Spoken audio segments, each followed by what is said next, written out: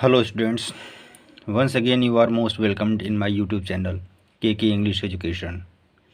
Today I am going to explain the remaining part of the chapter The Strong Roots.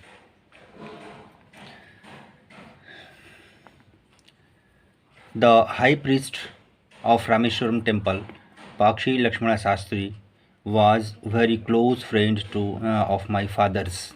कह रहे हैं कि रामेश्वर मंदिर के महायाजक सबसे बड़े पुजारी या महायाजक पाक्षी लक्ष्मण शास्त्री मेरे पिता के बहुत करीबी मित्र थे.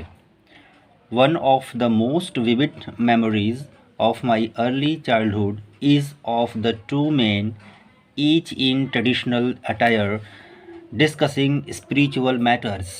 कह रहे हैं कि मेरे शुरुआती बचपन की सबसे ज्वलंत यादों में से एक दो पुरुषों की है, प्रत्येक पारंपरिक पोशाक में आध्यात्मिक मामलों पर चर्चा करते थे.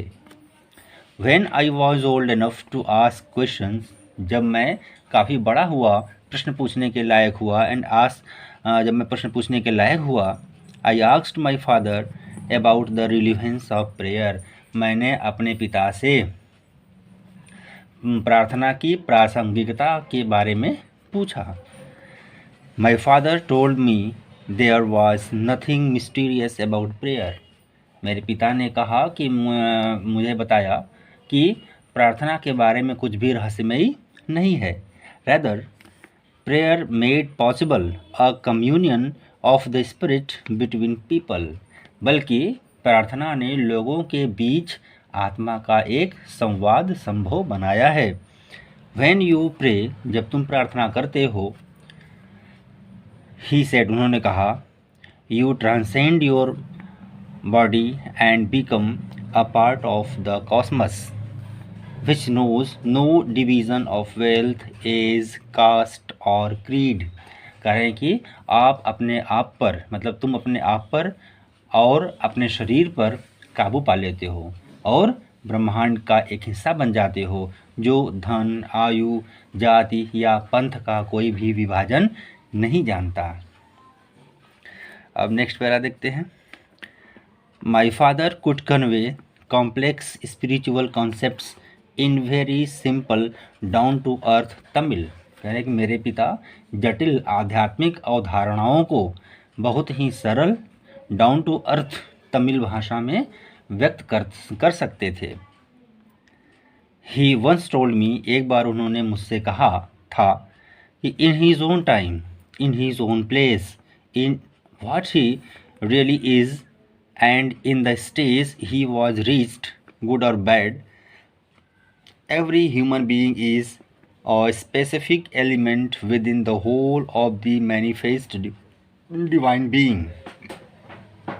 तो कह रहे हैं यहाँ पर कि फिर सुन लीजिए एक बार.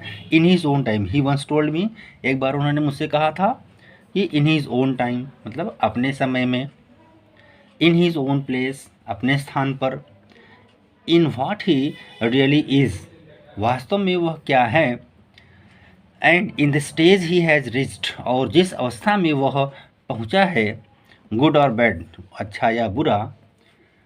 कह रहा है आगे कि every human being is a specific element within the whole of the manifest divine being. कह रहा है कि प्रत्येक मनुष्य उस परमात्मा के भीतर का एक विशिष्ट तत्व है. So why be afraid of difficulties, इसलिए कठिनाइयों फिर सुनिए एक बार. So why be afraid of difficulties, sufferings and problems. तो हमें कठिनाइयों, कष्टों और समस्याओं से क्यों डरें हम, तो हम परेशानियों, कठिनाइयों, कष्टों से हम क्यों डरें. व्हेन ट्रबल्स कम, जब परेशानियाँ आती हैं, try to understand the relevance of your sufferings, तो अपने कष्टों की प्रासंगिकता को समझने का प्रयास करो. Adversity always presents opportunities for introspection. कह रहे हैं कि प्रतिकूलता हमेशा आत्मनिरीक्षण का अवसर प्रदान करती हैं. ठीक है, अब नेक्स्ट पैरा हम लोग देखते हैं नेक्स्ट पेज में. देखिए क्या कर रहे हैं आगे कि why don't you say this to the people who come to you for help and advice? I asked my father. मैंने अपने पिता से पूछा, तो आप यह उन लोगों से क्यों नहीं कहते हैं जो आपके पास मदद और सलाह के लिए आते हैं?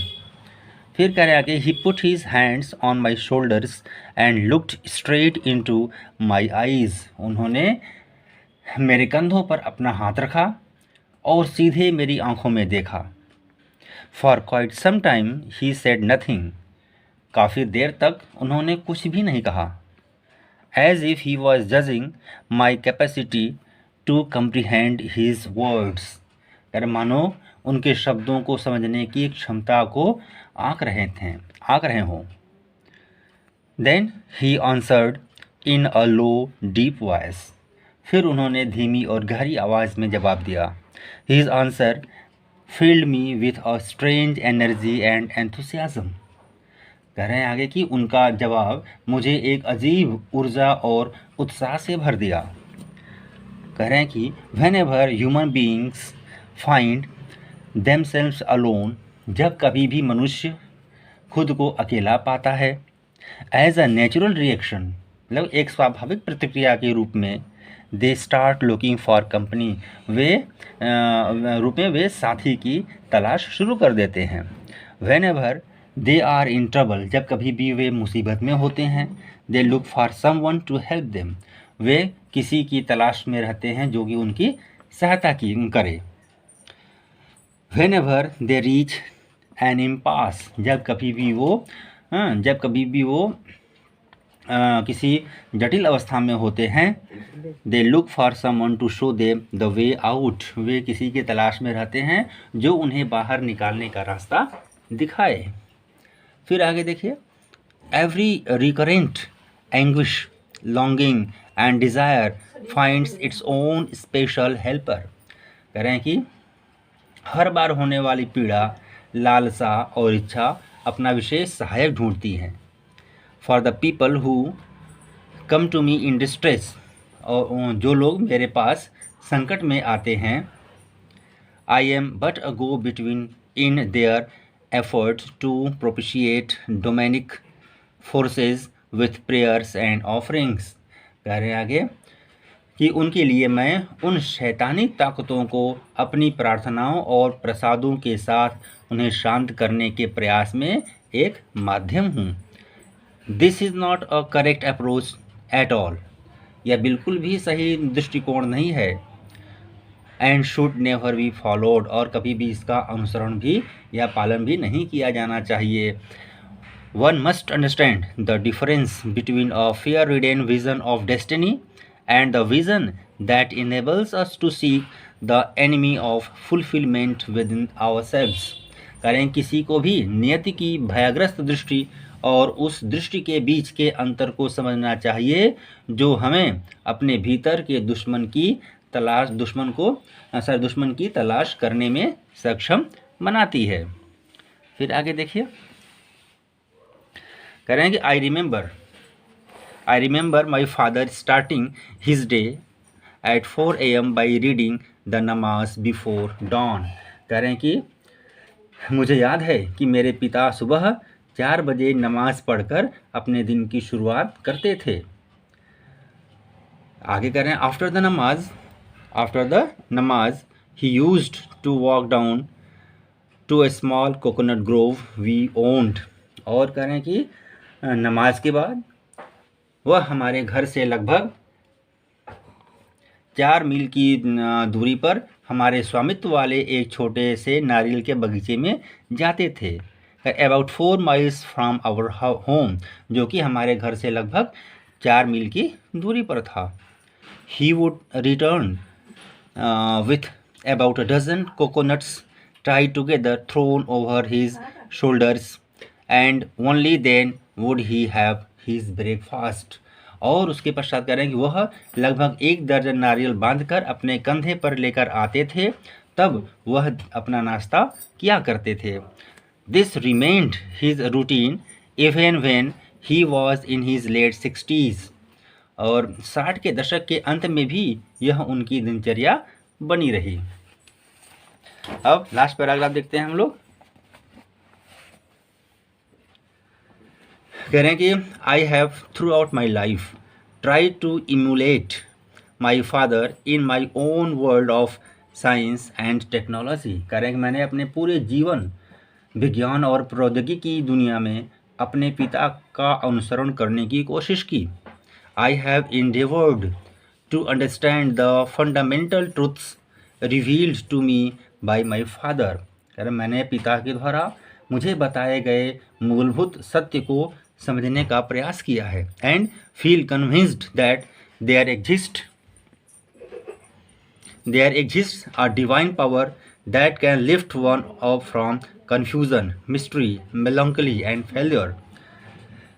और कह रहे आगे कि और मुझे विश्वास है कि एक दैवीय शक्ति मौजूद है जो किसी को भ्रम, दुख, उदासी और असफलता से ऊपर उठा सके। And guide one to one's true place, और उन्हें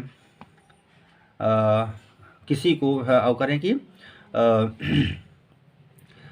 फिर सुन लीजिए एक बार,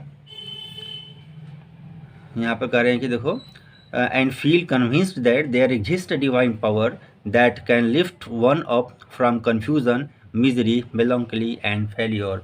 और कह रहे हैं कि मुझे विश्वास है कि एक दैवी शक्ति मौजूद है जो किसी को भ्रम, दुख, उदासी और प्रसन्नता से ऊपर उठा सके और किसी को अपने वास्तविक स्थान पर ले जाने के लिए उसे मार्गदर्शन करेगा। And guide one to one's true place, और उन्हें और किसी को अपने वास्तविक स्थान पर ले जाने के लिए मार्गदर्शन करता है। और आगे करेंगे and once an individual serves his emotional and physical bond, he is on the road to freedom, happiness and peace of mind. और कह रहे हैं कि एक बार जब कोई व्यक्ति अपने भावनात्मक और शारीरिक बंधन को पूरा करता है तो वह स्वतंत्रता, खुशी और मन की शांति की राह पर होता है। ये आप लोगों का स्ट्रांग रूट्स का एक्सप्लेनेशन कंप्लीट हो गया। आशा करता हूँ कि ये वीडियो आप लोगों के लिए लाभप्रद होगा। यदि मेरा वीडियो आप लोगों को पसंद आए तो इसे लाइक ज़रूर करना, सब्सक्राइब करना और शेयर भी करना। Thank you.